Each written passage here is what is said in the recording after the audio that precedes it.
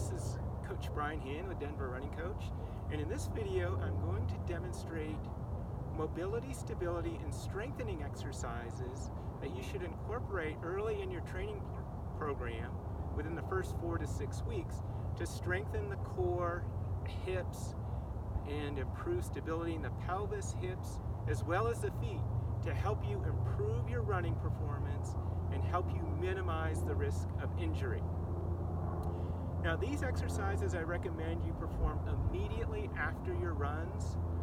And the first series of exercises I recommend that you perform after all of your runs, and you could also perform them after your cross-training workouts. And then at the end, I'm going to show you some additional exercises that I recommend you perform after your long runs, and if you're starting to incorporate any type of intervals, speed work like hill sprints or strides or even fartlek runs, I recommend you include those additional exercises as well. Okay, let's get started. And so the first exercises will be a series of leg swings. And with the leg swings, I recommend that you use some kind of a stable object. I've got this goalpost here, and that you swing the leg that's closest to that object. So you're going to, the first exercise we're going to do is a straight leg swing, just like so. And while you're swinging, you want to make sure that you keep your pelvis stable, that you're not spilling forward with your pelvis or tilting back. And you only want to swing as far as your range of motion will allow you to swing. So when you're extending it back, you don't want to try to keep extending by, as you can see now, I'm starting to flex forward with my back and my pelvis is spilling forward. You don't want to do that. You want to only extend as far as your range of motion. I recommend that you perform 10 leg swings on each side with a straight leg, and then we'll go into the second variation, which is a leg swing with a bent knee. Very similar. So you're going to bend the knee coming forward, and then you'll straighten the leg as you extend back. Again, perform 10 repetitions with a stable pelvis on each side. All right, the third variation will be side-to-side leg swings with the bent knee. So bend the knee and then swing side to side like so.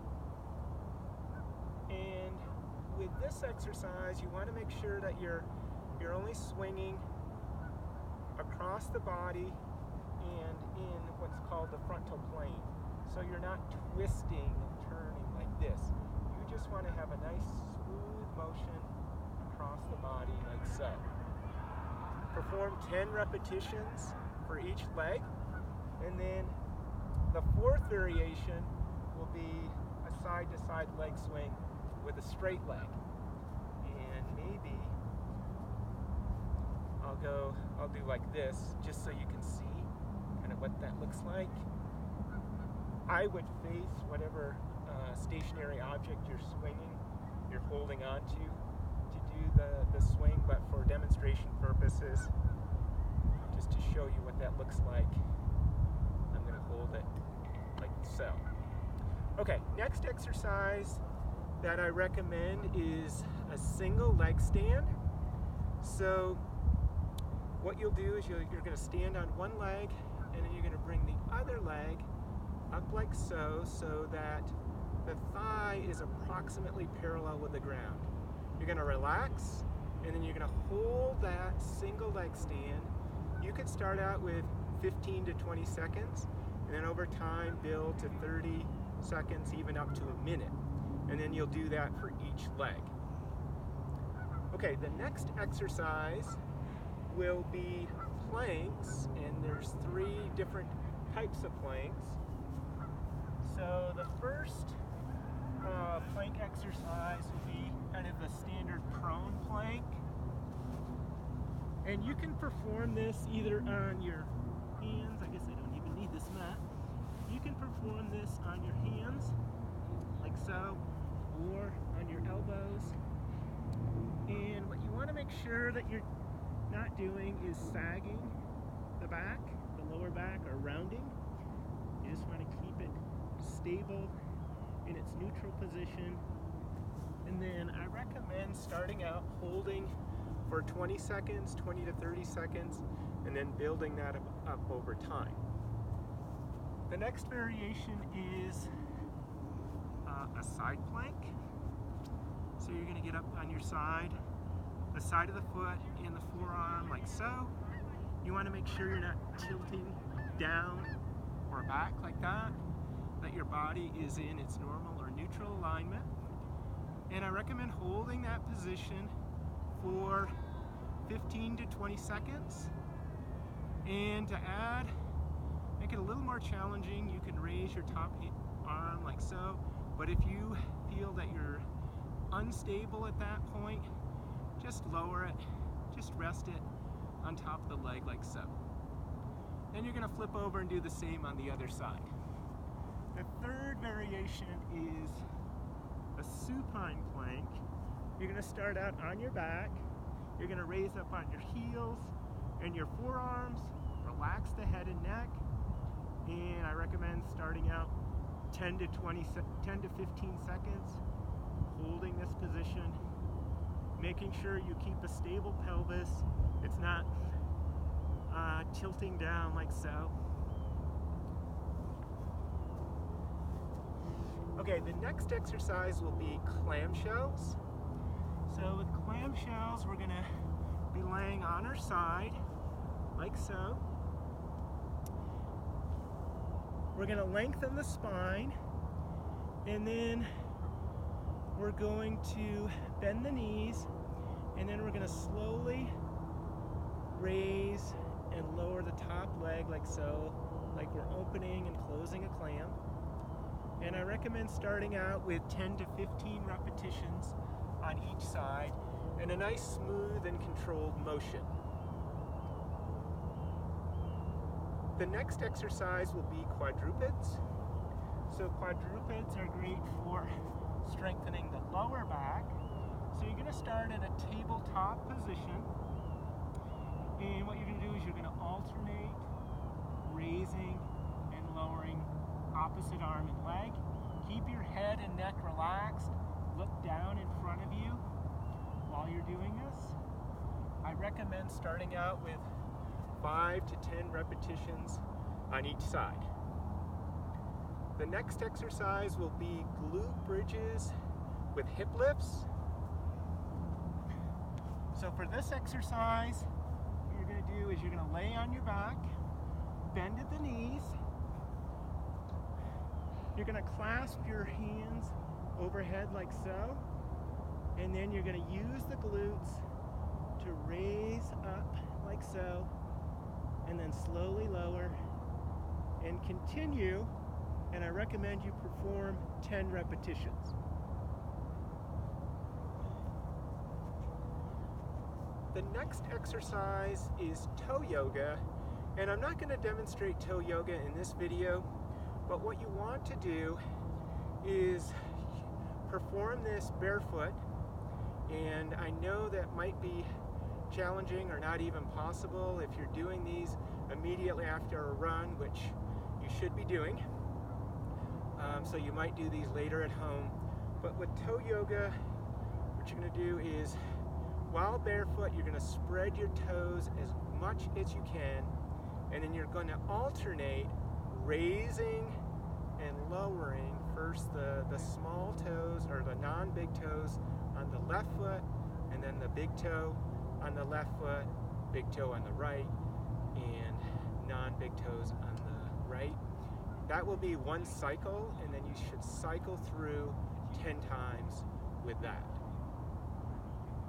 All right, the next exercise, we're going to be back in tabletop position to do fire hydrants.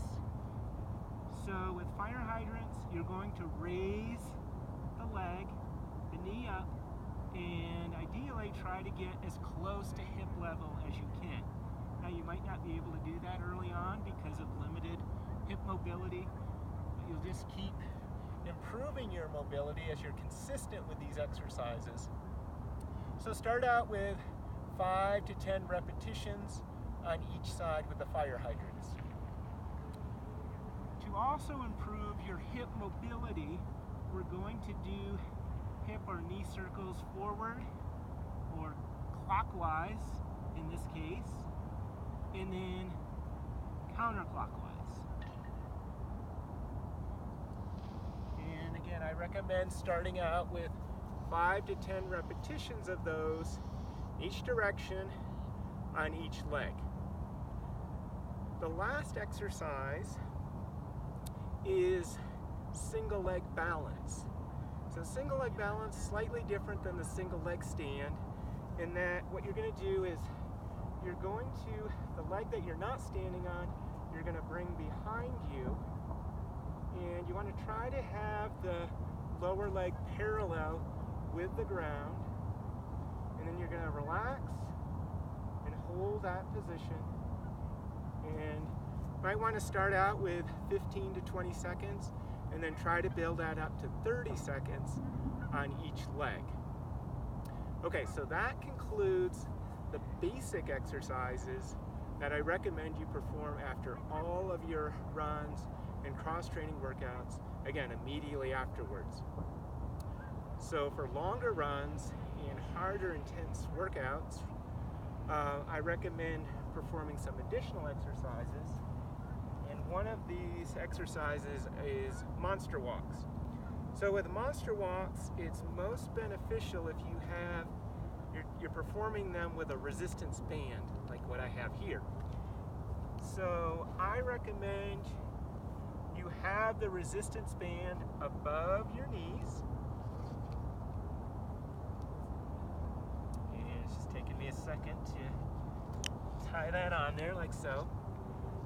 You're going to start with your feet about hip width distance apart. You're going to squat down, and then you're going to take a step to the side, and then you're going to bring the other leg over, but you're going to bring it over only as far as to the point where you maintain resistance on the band. If you bring it back over here, you no longer have resistance and you're not getting as much benefit from the exercise. So leave resistance on the band as you step to the side, and I recommend you perform 10 steps to one side, and then you're going to perform 10 steps to the other side. So those are the side-to-side monster walks. A second variation of the monster walk is walking forwards and backwards. So what you're going to do is you're going to take a big step, a big wide step forward like so, and you're going to alternate like that. And I recommend you perform 5 to 10 repetitions with on each side forward, and then you're going to perform 5 to 10 repetitions backwards. And you're going to really feel this one in the glutes. Monster walks are great for glute hip strengthening. All right, we're going to finish up with 2 upper body exercises. The first are push-ups, and you can perform either the standard or knee-assisted push-ups, whichever is best for you. I would start out performing 8 to 10 repetitions, or if that's too much, start with 5. Quickly demonstrating with the standard push-up. You're going to go all the way down, push all the way up. Make sure your back is not sagging or rounded. You're in the neutral alignment. The last exercise I call Y, T, I, and W. This is a great exercise for strengthening the muscles in the upper back. So these last 2 exercises, it's important to strengthen the upper body for posture in the upper body and also for arm swing. So with this exercise, you're going to lay on your stomach, and then you're going to have your hands out in a Y position with thumbs up. Relax the head and neck, and then using the upper body, the upper back muscles, you're going to lift, you're going to raise the arms, and then slowly lower. And I recommend performing 5 to 10 repetitions in that position. That's the Y. Arms out to the side will be a T.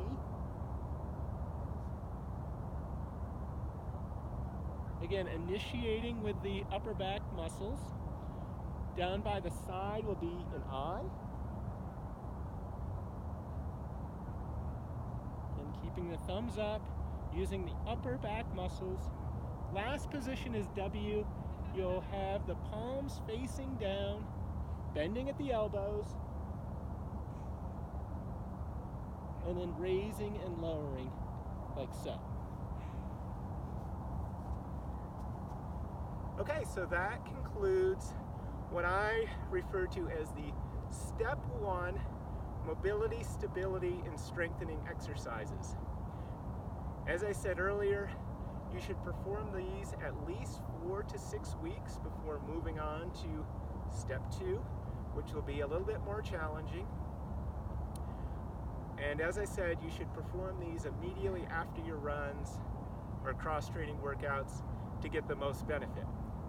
If you have any questions, please feel free to contact me at brian@denverrunningcoach.com, Brian with an I, or you can leave a comment in the comment box below. Thank you, and I look forward to seeing you in the next video.